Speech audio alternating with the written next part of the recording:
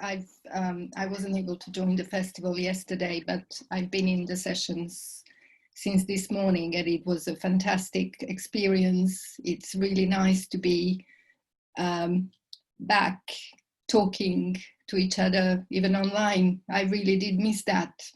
So thank you. Yeah, I mean, like you a bit, I do have always difficulties in summarizing and talking about me. So I'll just say a few words. Because, yeah. I'm a multilingual poet, born in Zagreb, Croatia, of a Croatian father and an Algerian mother, who speaks both French and Arabic. And I've lived in Belgium and Sweden, and moved to England about 20 years ago now. And I've been living in England since that time, living and working in London. And I started writing multilingual poetry after I completed a PhD. It was a PhD in French cultural and literary studies at the University of Westminster. And the arrival to multilingual writing for me has been a really, really long process. I've been writing since I was very young. I remember writing my first poem when I was 13. It was in French. And then since I've been moving countries, I've always been very self-conscious about the languages I was using, feeling really estranged in any language I would use. And so I had great difficulties. I wanted to write, but I wasn't able to express myself fully in one language for some reason, and I couldn't understand why that was. So it took me a long time to actually decide, okay, well, if I can't write in just one language, why don't I try writing in the three languages I was speaking at the time, which was 6 years ago. And that's when I decided, it was a decision to write in Croatian, French and English. And that's how my journey, multilingual journey started. I wasn't able to choose one language. That's that. Thank you. Thank you. We can talk more about that. Yeah. Yeah, we'll come back. Rhea, could you say a few words, please? Yeah. Again, thank you for inviting me this evening. I'm looking forward to discussing multilingual poetry with everyone. I'm a PhD student at Swansea University, researching the way in which the Welsh poetic tradition could be used to rediscover and engage with a modern Welsh cultural identity by employing pedagogical methodologies to promote education and understanding of the way in which the Welsh identity has developed since the 12th century. Chiefly how Wales has always been a multinational country. I've recently had a pamphlet published by the Literary Pocketbook, which explores the struggle and reclamation of an identity following sexual assault. And I'm really excited to say I've got a debut collection out with Bolstering sometime soon, which is going to be fun. My poetry is, I'm very interested in marginalised voices, identification, and particularly the unreliability of history. I focus a lot on Welsh history and culture. And I look at them through the application of multilingual poetic practices that have been adapted through the Welsh poetic tradition. So I look at, my thesis looks at developing an educational resource through poetry that could engage with a broad range of identities in Wales to establish a national dialogue so we can start to discuss an identity and identification in an open way.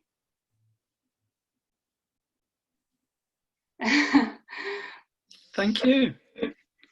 I must ask, you said at one point you were going to write a poem on the theme of the festival. Have you done that? No, yeah, I've been slowly writing. I had like a break from writing for about 6 months because I'm doing my corrections at the minute, so I'm a bit. Okay. But I slowly started writing again, so it is there.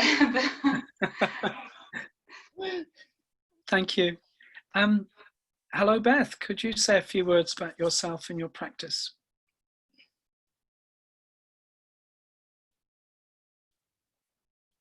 Oh, I think Beth needs to be unmuted. You can hear me now? Yeah. Yes. Yeah. Perhaps it's easier for me to speak via the poems themselves a bit more, so I won't speak for very long. But I just wanted to say that I think I was a bit surprised to be put on the multilingual poems event, because I hadn't really realized the extent to which my poems are multilingual, in fact.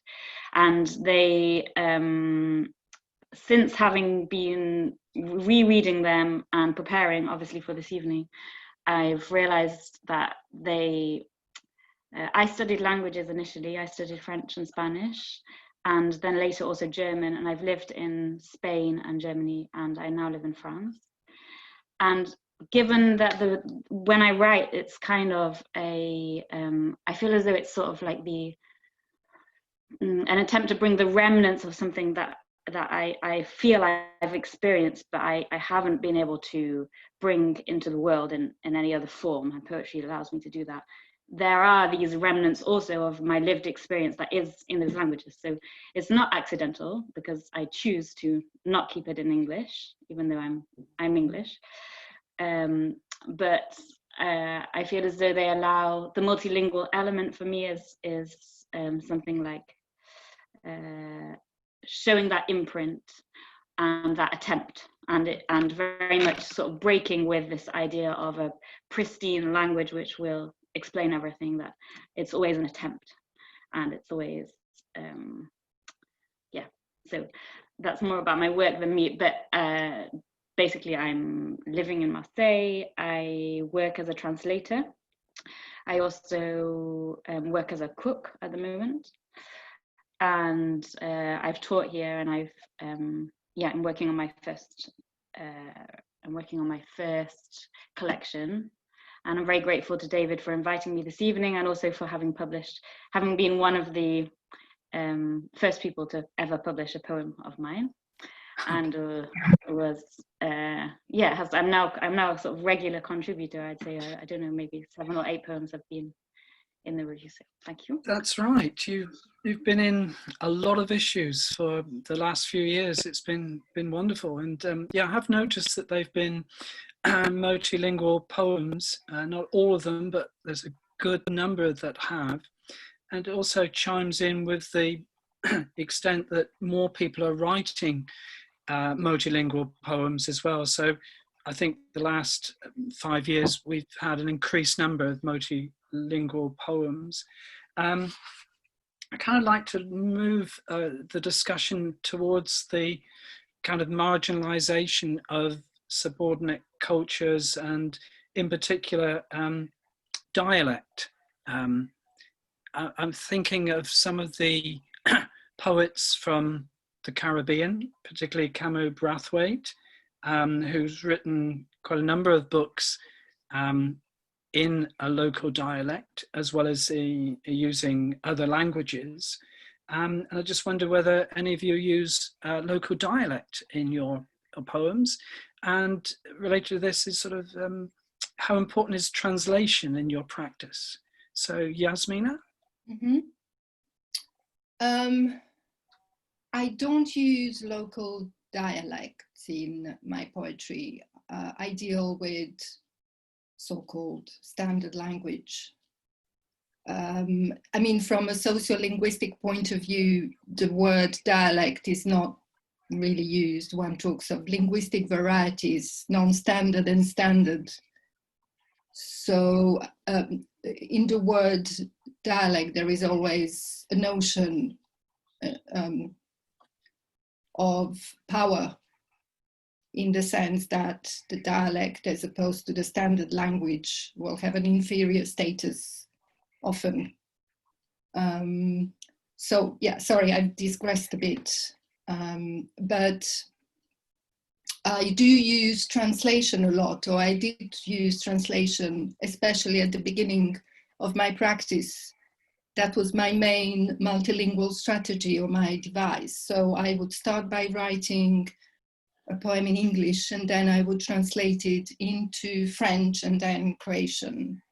And then what I found really interesting is, once I've done that, I would go back to the English version of the poem and I would perfect it. Translating into the other languages made it pointed to some sort of areas in the poem that were not exactly clear, or if I didn't know how to translate something in English to another language, that would signal to me that the English isn't precise enough. So because it's not my native language, it's an acquired language, as opposed to French and Croatian. I was born bilingual, so it's a totally different relationship to language in that sense. So I did use it a lot, and I found it really, really a central part of my practice. And then after that, it evolved into a second phase, I would say, in which I no longer used translation and separate poems, but I used translation within the same poem to give it more depth, to give it more texture, to give it a second and a third layer. And I found that without that translating element, the poem in English on itself was not rich enough to me. It didn't speak to me. It didn't resonate with the other identities I had. So yeah, very important process, the translation process. But also, and I'll finish here, it does really pose the question of the original language and the target language. In that process, there is no longer something you could call the original and the translated language. You're actually working in an area between language, but also you do work in an area where, or at least I do, that precedes language in a way. I always start with an image when I write, often. That's the sort of the core of my poetry, is always, or my poems always start with some kind of image, and then I expand and add, and then edit again, edit down, take out the superfluous. But the visual element and the image are very, very important. And that precedes language, I'm sure. Rhea, what is your response? I'm the same. I don't use dialect a lot in my poetry, because with Welsh, it's very easy to go into a character of a dialect, and I'm very aware of that problem. So what I tend to do is I look at Welsh literature, and I look at how other writers have used Welsh ways of speaking. So not necessarily dialect, but colloquialisms might be a better word for them. So people like Gwyn Thomas, I don't know whether anyone would have heard of him. Yep. But he uses a way of, the Welsh have a way of flipping a sentence backwards, and he does that a lot in his work. So I try to put that in my poetry. So I keep away from dialect. I don't think I can do it well, but I try to mimic, in a way, other people's way of doing it to get a sense of it. But translation is very important in my work, because what I look at is Welsh history. And I'm looking particularly at the unreliability of history. So we have an established narrative that would be perhaps more British in a sense, because I'm a little bit of an odd one out. I'm a monolingual. I only speak one language. So when I translate something, I'm very aware that it might not be right or it isn't right. So I kind of play with that, and I make, I emphasize, I exploit it so people can understand how narratives themselves are unreliable, and we can start to challenge and question what could be a very subjective way of viewing history. So I'm very much about opening a dialogue with people by proving that maybe the way they see the world is not necessarily the way others, or it might be more of a expressionist style of writing. Thank you. Beth? Yeah, it's hard to, I think there were things that both of you just said that really resonated with me. One of them was about the Jasmina talking about images. And it reminded me of, I did a training course in translation and interpreting, which I think has influenced my poetry quite a lot, perhaps not in a direct way, but during that time we were being trained to really to simultaneously interpret. So we'd be listening to one language and speaking a different language out at the same time, with obviously a slight lapse.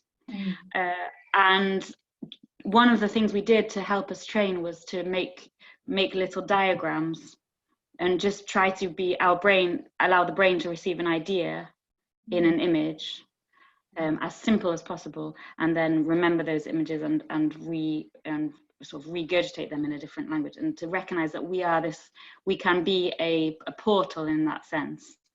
I think is quite integral in a sense to the way in which I write, and feeling as though I'm in a space perhaps which isn't fully grounded in one language, even in my native language. So I think that when we speak about translation, I feel about it a bit in that sense.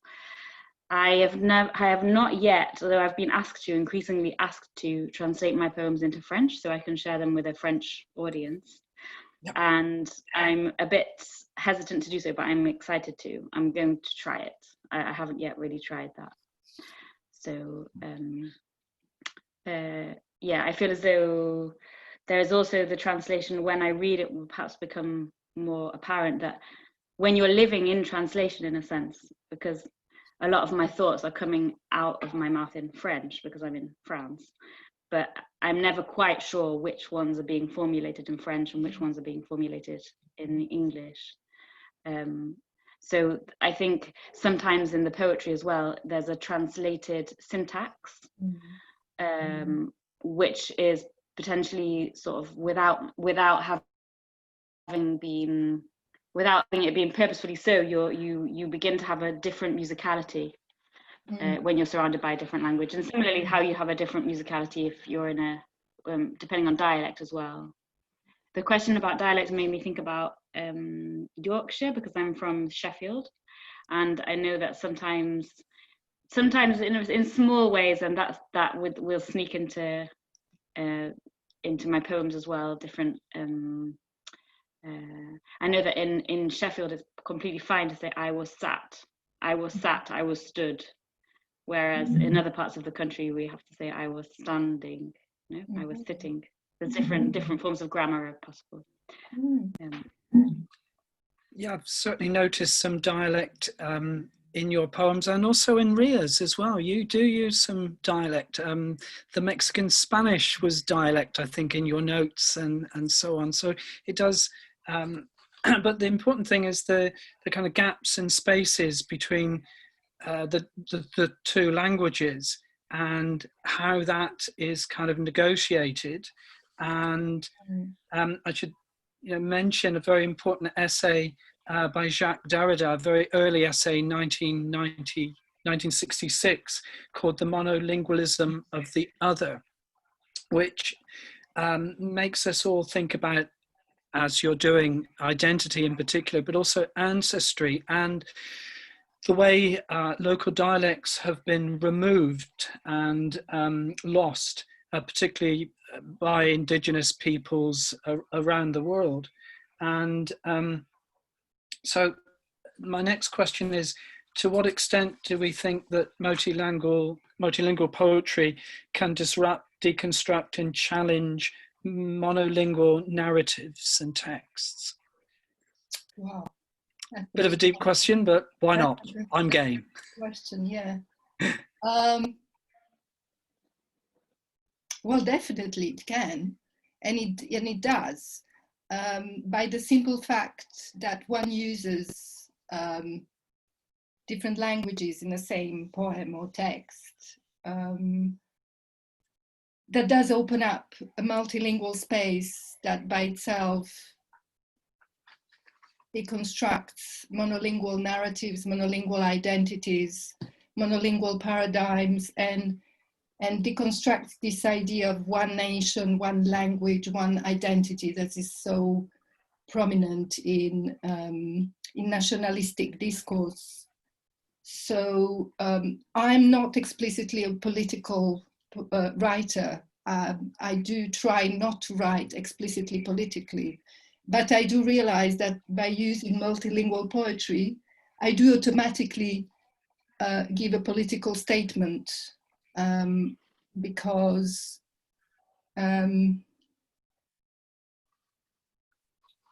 yeah, we are all trying to, or when we use multilingual poetry, we are actually deconstructing the monolingual discourses of power, dominant discourses in society, especially Western societies.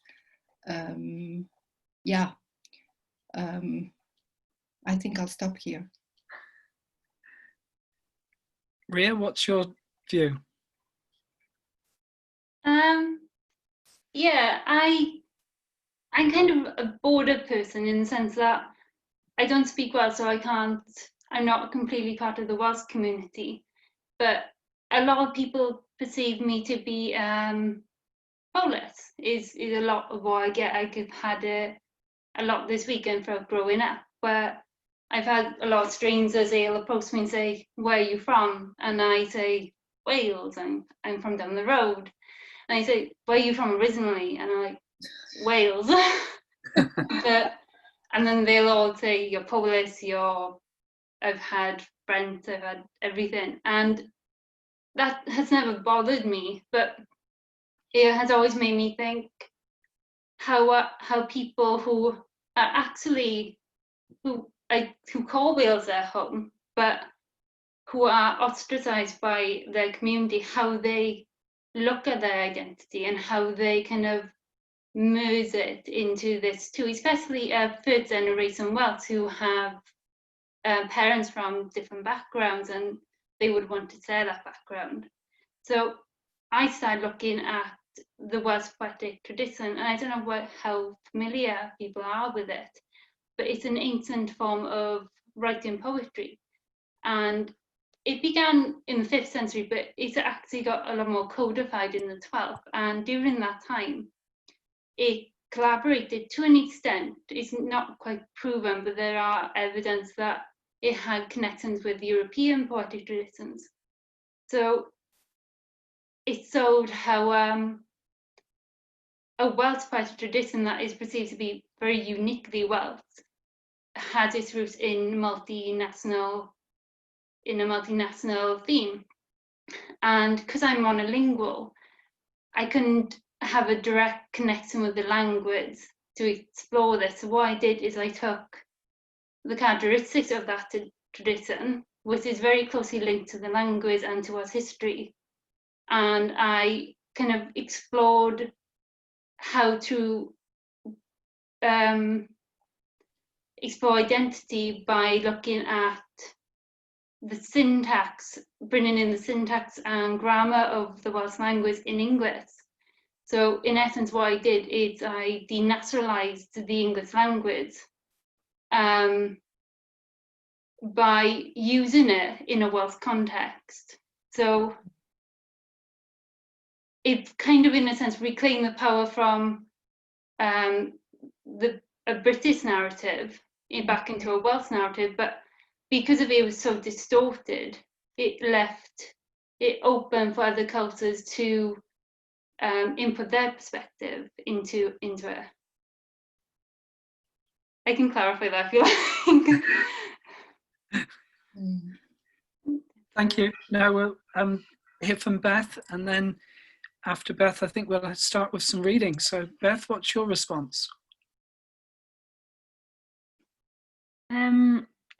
Could you reformulate the question again? Well, to what extent is multilingual poetry able to disrupt, deconstruct, and challenge monolingual narratives? So it's a question also about identity as well as language, I think. So it's a double-edged question. Yeah. But, you don't have to answer if you don't want to. It's not a problem. Yeah. No. I would like to try. I mean, I don't feel as I can at all say to what extent, as in. But I think to some extent it's certainly in my view does do that, and I suppose I'm interested in just making a comment perhaps about how I've noticed that the French poetry tradition and the way that poetry is considered in the French language is very much kind of this a position of a very strong, very venerated voice that is almost in the realm almost sacrilegious voice that maybe isn't perfect within itself, but it's a voice that we listen to and a voice that we admire very much, and a voice that knows where it's coming from and what it's talking about very, very firmly. And I feel as though it's just interesting for me to write in a context where poets are seen in that way, and to be able to open up this idea that actually a poetry can be a lot closer to lived language and to what we hear and to dialogue and to the noise, the kind of fragments of conversation that we have around us isn't separated. And I think that having multilingual poetry, we're in a multicultural, multilingual society, most of us, is a way to bring poems back into the grit of actual interaction with what's happening, because most of us aren't living in a world where we have a crystalline one language. And if we think we are, which is possible, I think in the UK especially, because there's a lot of people who only do speak English. But if we never open up that ball of that language around us, then we aren't really here, because anyone in any British city is surrounded by many different languages as well.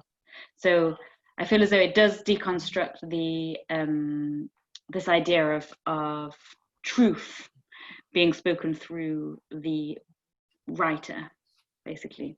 And there's a different, that actually the only way to speak any kind of something that feels representative would be to break it open and to include the sounds and the shapes and the syntax of different languages within.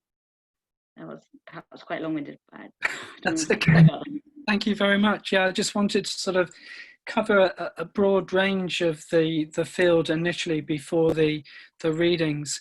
I'm going to resist making comments and move on to the second part of the evening, and invite Rhea to read from her poems. And yeah, over to you, Rhea. Thank you. I'm going to read a couple of ones that have elements of multilingual poetry, but also some that have the theme of light and dark. So I'm going to start with a poem from my thesis that has been written under the influence of the Welsh poet tradition. And what it does is, because of the way it's so a little bit abstract, there's a prose section as well that clarifies what the narrative is. So I'll read that a little bit as well. So it's Anw ich myrydydd. Let not your tongue score your throat. I beg kins the grace, I'll face gloat for my father's crimes. Signs float, puerile bolt as a revolt spark, swim lethe far from dark. Muts strats and creets, I please hark. Spirio Milora. Bristol Castle, England, circa 1325. Resplendent sunlight is a memory that was stolen from me for my father's crimes. My back is twisted and hence from this iron case has become my kingdom. To bask in warmth once more would be as if ascending heaven. I'm sure if I stretch these stunted bones, they will break like stirred porcelain. All I want is to see the sun. The king denies me. If I had never been my father's son, a traitor son, were I not wealth, then I'm sure he would let me out to bask in the glory of God's sunshine. I would slurp stagnant rainwater from a puddle. I would feel its foul liquid glide down my throat, a testament that my mind can never play tricks on my poor weathered soul. Fear of my birth prevents him from being zest. At times I pretend it's raining. They tell me I despise the rain. The men here have never been kind to me. That's about following the loss of Welsh independence. The family of Ap Gruffydd was imprisoned. So those two young princes who were confined for their lifetime in Bristol Castle, and who said that they were confined in an iron box at night. And one of the sons lived in past his 50s, and at one point in his 20s, 30s, he actually managed to get a letter to the King of England asking to be forgiven and left outside to play. So that's what that poem was about. This one is on the theme of darkness. The water spider. Pull the comfort blanket of obscurity tight. Beneath the ties, the flats, etc. descend. There's consciousness lurking round this parasite. Walk the path of fog with a stumble to ignite a deeper book of breath which must only transcend. Pull the comfort blanket of obscurity tight. Rent perception through a besotted neophyte. Weeds entangle an abject mess. Wait, suspend. There's a consciousness lurking round this parasite. Ease a sweated candle wax, sign like anthracite. Skewer the stakes.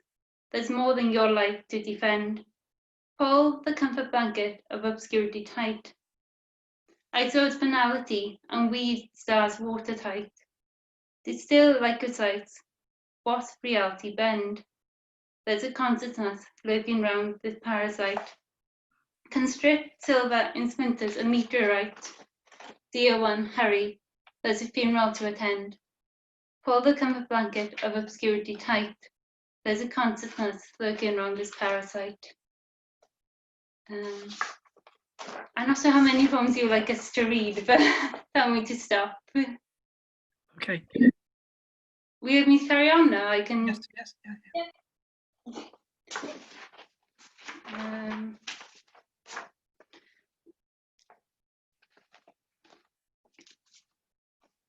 This one is again about the Battle of Llewellyn ap Gruffydd's fight to retain Welsh independence, and I'm interested in the history that isn't in mainstream. So this one actually depicts the massacre of the Welsh to the English in a battle near Aberglasney Gardens, and the hills around the gardens are still called cursed by the locals because of this battle.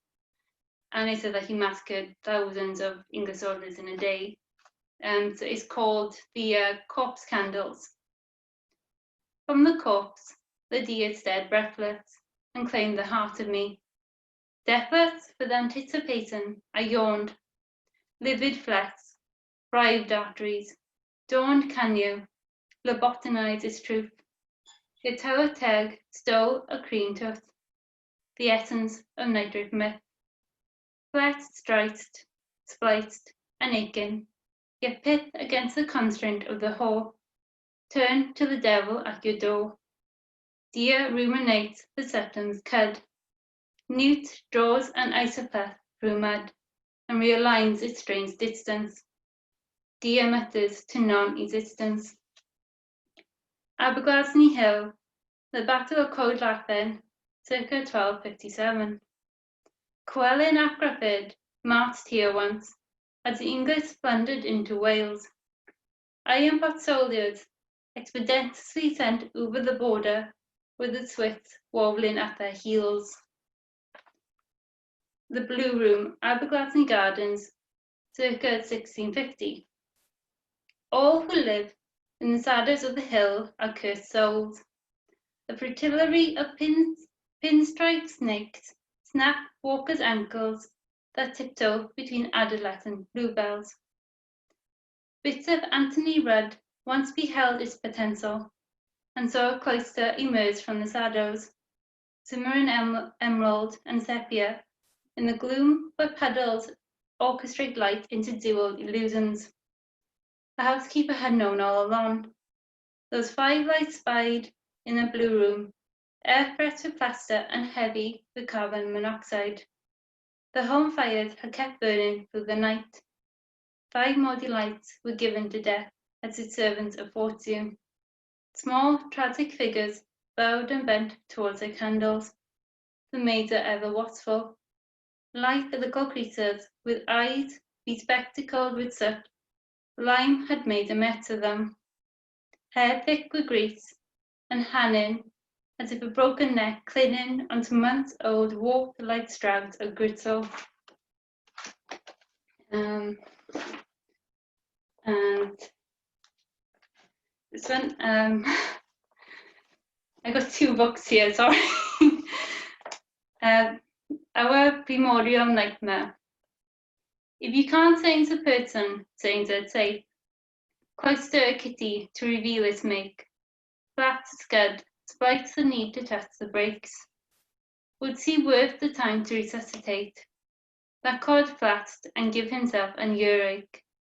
If you can't change a person, change their tape. Shaking hands, sever a head from its nape. We can't all eat that lucid, sticky cake. Flat scud, spite the need to test the brakes. Hued words rattle till their bars retape. It's all to fun and games, the face is opaque. If you can't change a person, change the tape. Indict milky creamed eyes that'll aid escape. Grade their face down until even the bones flake. Flat scud, spite the need to test the brakes. Catch the moment and let's videotape. Hurry, pummel that spans whilst he's wide awake.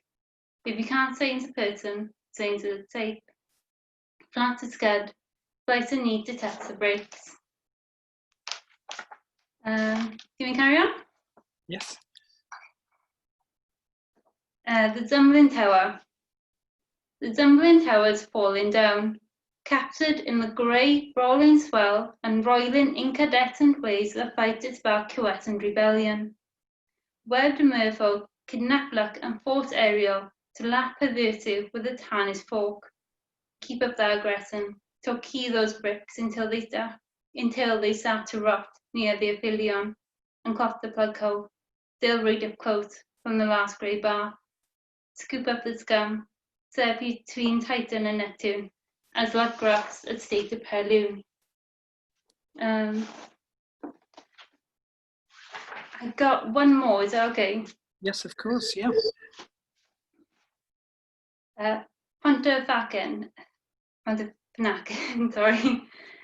It's a poem and it has 3 narratives in it. It has a poet called Mary Tighe, Wordsworth and Gwerthel Meccan, and Wordsworth and Tighe both wrote a poem about the Devil's Bridge in Cardigan, and what they did, they focused very much on the romantic version of Wales, and they ignored the poverty around it, and Gwerthel Meccan was a medieval poet.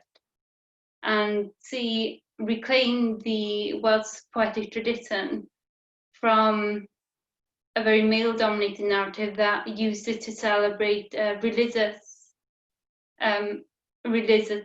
stories and focused on celebrating the life of peasants.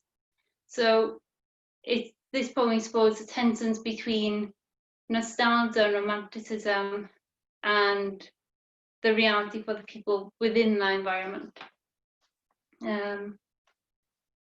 Here may I freely speak my secret angress, proprietus.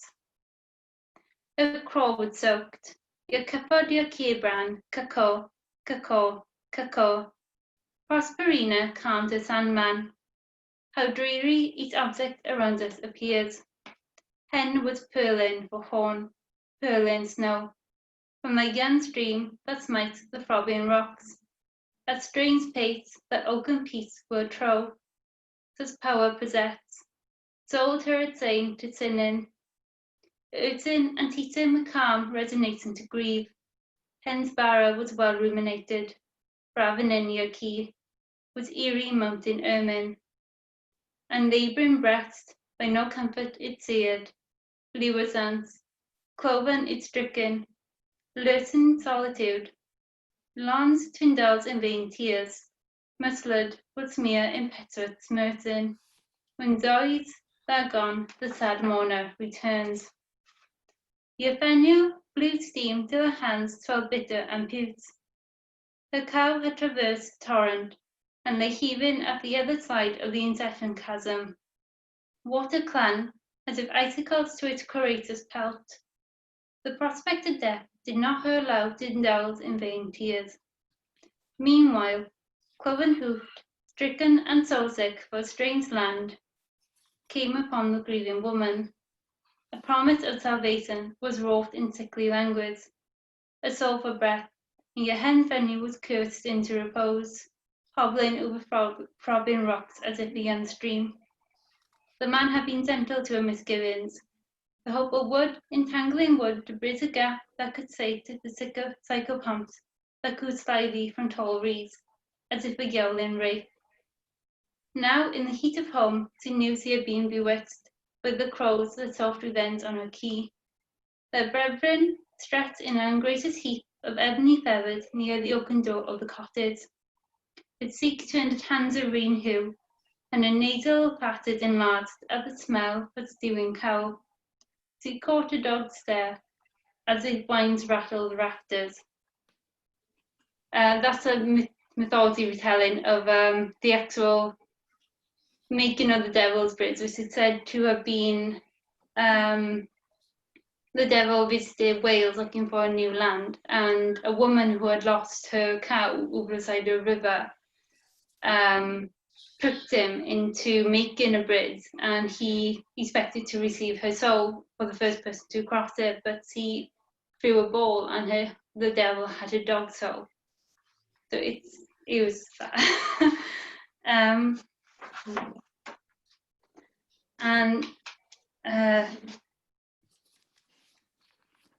You've got time to read one more. Okay, read. This one is probably a bit more in theme. It's about Irish immigration in the 18th century, and there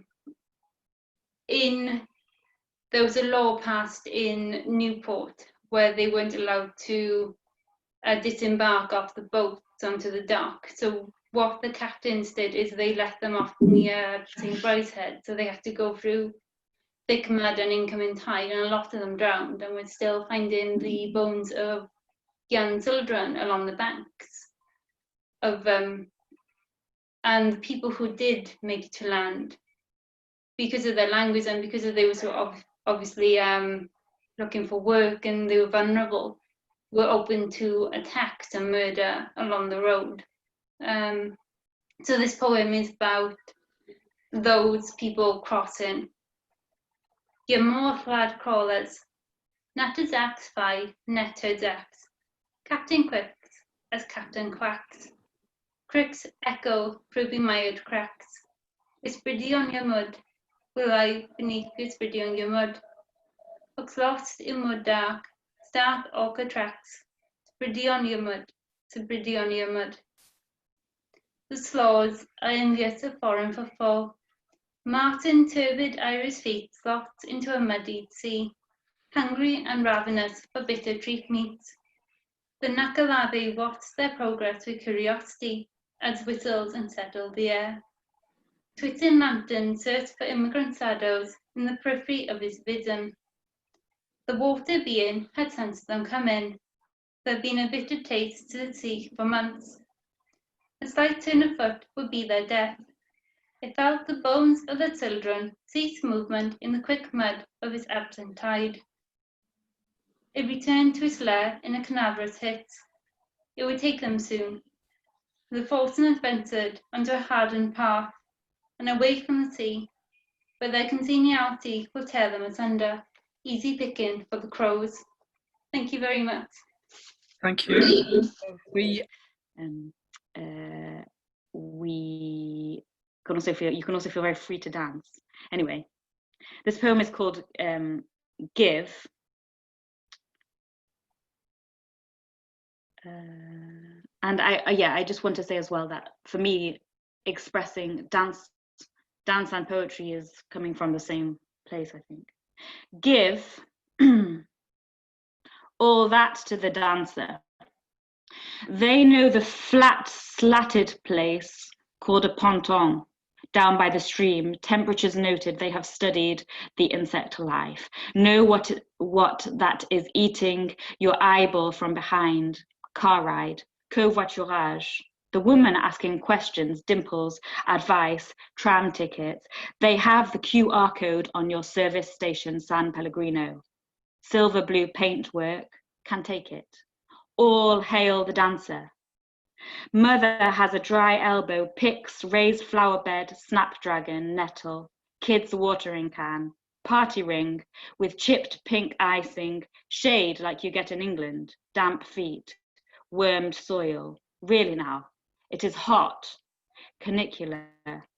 Give them a flavour of this homecoming to a place, but this sans chez toi, en toi. Give them the key not turning in the lock, how slowly your eyes move, motorbike exhaust, little apple, nausea. They will know what to do.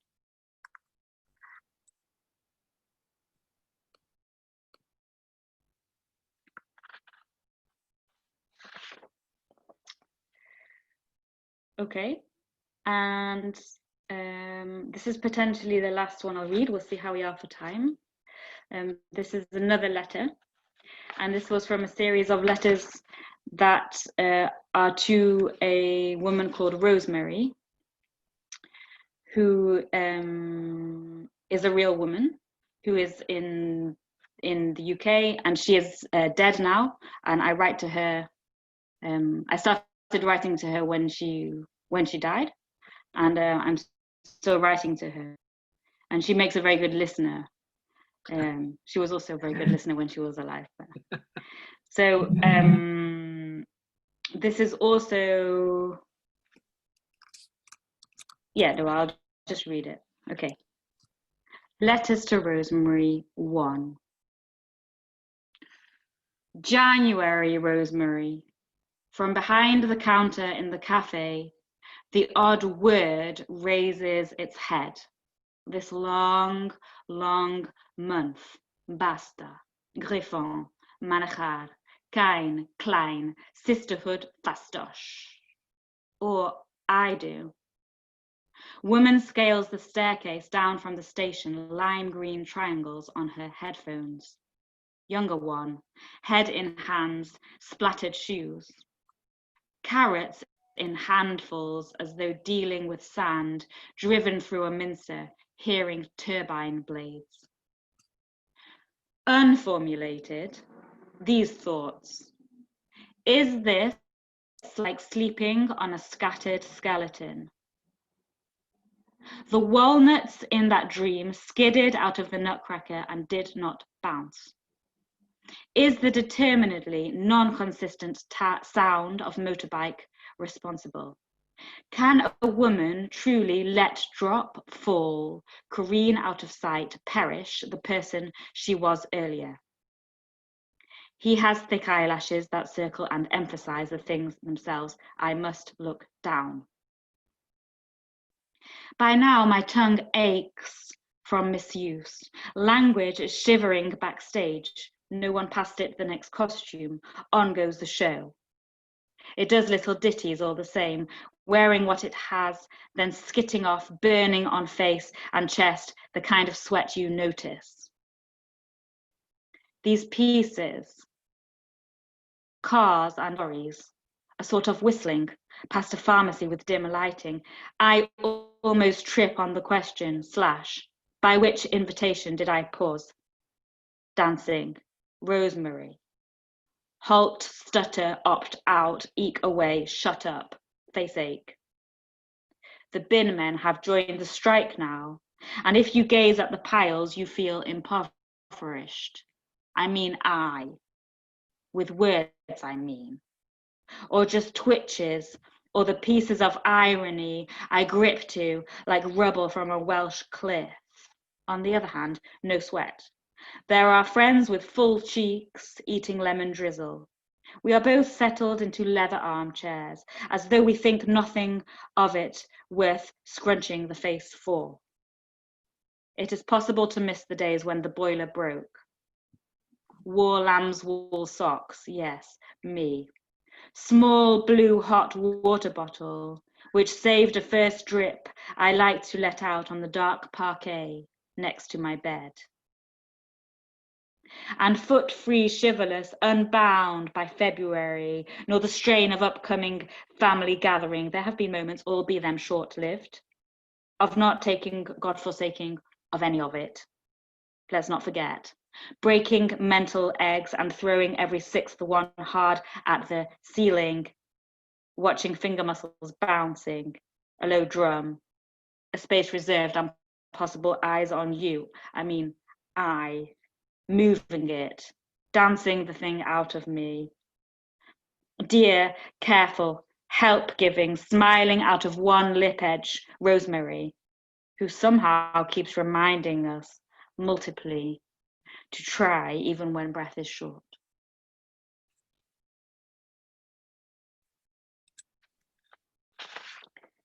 So that. Thank you so much. Thank you very much. Mute and put them down. We'll probably do a free for all perhaps in the Q&A. So it's Jasmina's turn. Yay! Yeah. Over to you. Yay. Thank you, David. Okay, so the first poem is called Algerian Matrix, and it's part of a manuscript I've just finished.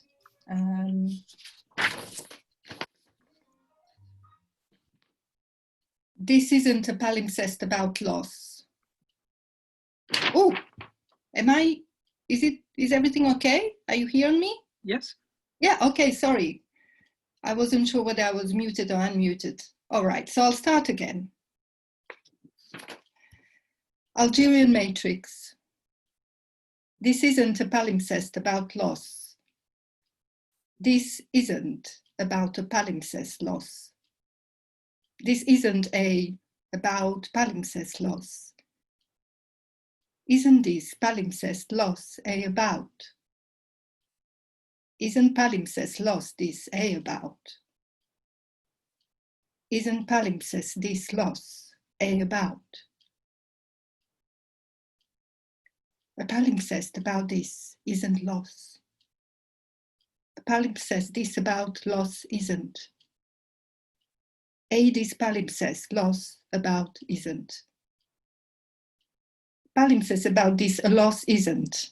Palimpsest this isn't about loss A. Palimpsest loss isn't this about A. About loss, a palimpsest isn't this. About a palimpsest loss, this isn't. About this isn't a palimpsest loss. Loss about this, a palimpsest isn't. Loss, palimpsest about this. A isn't. Los palimpsests about A, this isn't. Ce palimpseste ne concerne pas la perte. Palimpseste, ce ne concerne perte-la pas. La perte, ce palimpseste ne concerne pas. Ne concerne perte, la palimpseste pas. La perte se concerne pas, ne palimpsest. U ovom palimpsestu nije riječ o gubitku. Nije gubitku u ovom palimpsestu riječ o. Riječ o gubitku u palimpsestu ovom nije.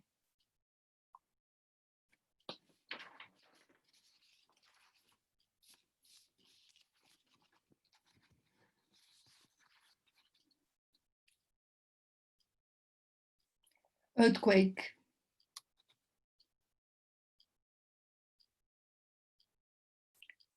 An earthquake. Zagreb, 22nd of March, 2020. Is an earthquake. 6:24 a.m. Central European Time. Is an earthquake. Magnitude of 5.3 moment magnitude.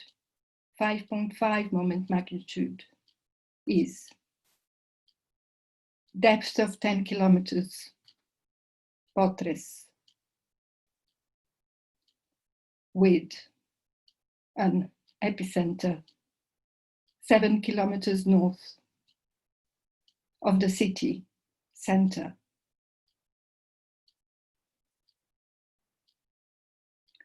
Is during the coronavirus pandemic,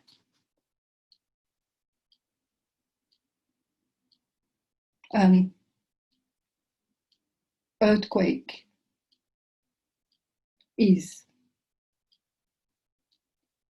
more than 30 aftershocks were recorded.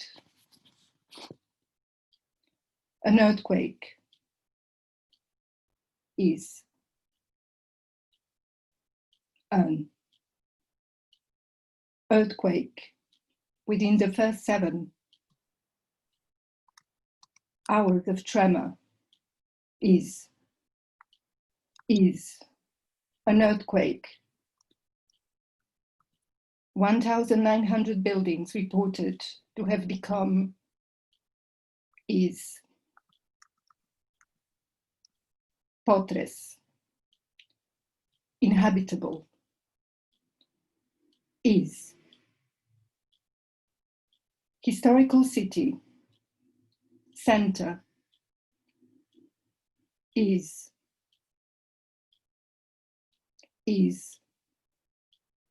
an earthquake.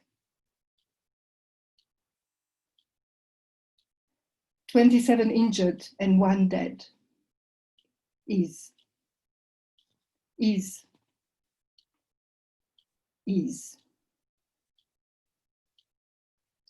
145 aftershocks greater than. Is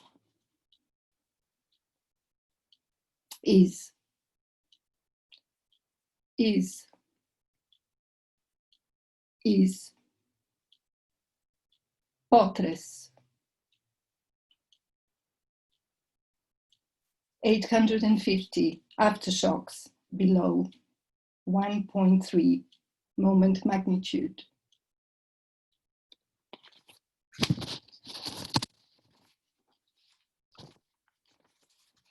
Okay, so I just have to say a word about this poem. This is actually a reference to an earthquake that happened in Zagreb on the 22nd of March, 2020. And just to explain the moment magnitude, if you were wondering what that was, that's a measure of the earthquake's magnitude based on its seizure moment. It's a measure of the earthquake, basically.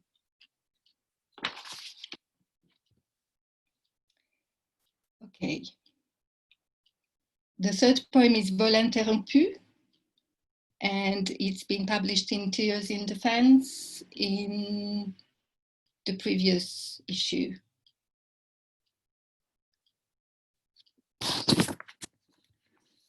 Une mouette se pose sur le dos du matin bruxellois. Elle, muette, leaning against the wall of the school playground de l'école communale du Champ d'Oiseaux. Threads of early November falling on solid ground as sonic feathers. L'oiseau s'envole, stealing her tongues, voix multilingue, mienne glace. Voyelle, consonne, enfuie dans le creux de l'aile. Solid earth, soiled earth, muette multilingue, the breaking down of language, agglutinated words, worlds swirling in her mind. Je, volé. Years later, sa mémoire réactivée in a moment of anamnesis. Selective mutism. Sieczenie, naboju neba do jutra.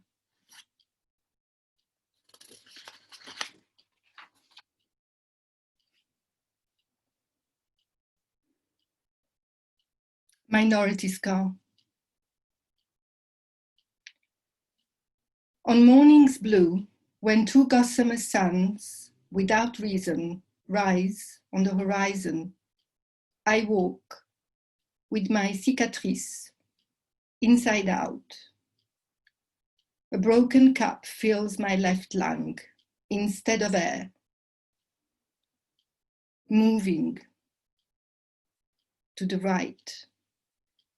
A migrant memory, I call it the boss scar, leaves an empty space for the other, another, for a more beautiful Ogiliac, a recognition badge worn lightly as one would wear a bikini, loose, yellow stripes,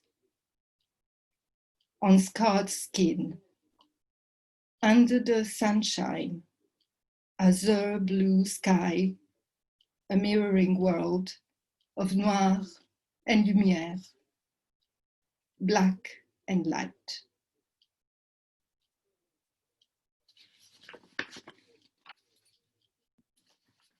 Okay, so the next poem is actually a soundscape poem, and it's part of a lockdown poetry series I did. And it's an homage to an Italian poet, multilingual poet called Amelia Rosselli.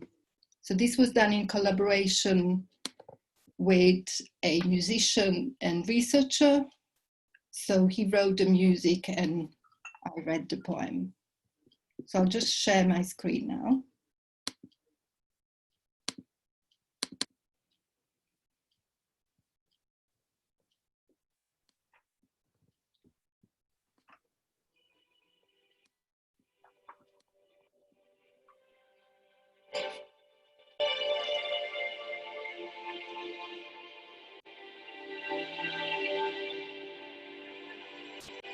For Amelia Rosselli. There is wind still, and all efforts fail to keep the clearing steadfast in its design. February opens passage to rooms, emptied of their substance, on Piazza Navona. Call me si je ne suis pas là-bas. If I'm not, appelle-moi there. Chiamami se non ci sono. Two cups broken in the shade of past mornings. The taste of salt in summer strawberry I longing ate under sunshine on the Piazza del Popolo. Remembering the moment your trilingual verses disintegrated on the page. We are machines that wake up before other machines, retracing the steps of our shadow languages lost on the ground. morning echoes of beauty blowing in tree branches on the windows of Piazza Costagutti and Piazza Mattei, diving into dark, the forest of no time.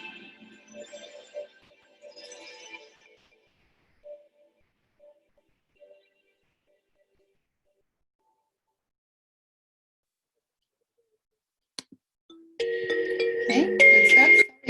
Sorry, I have to stop that. What is going on here? Okay.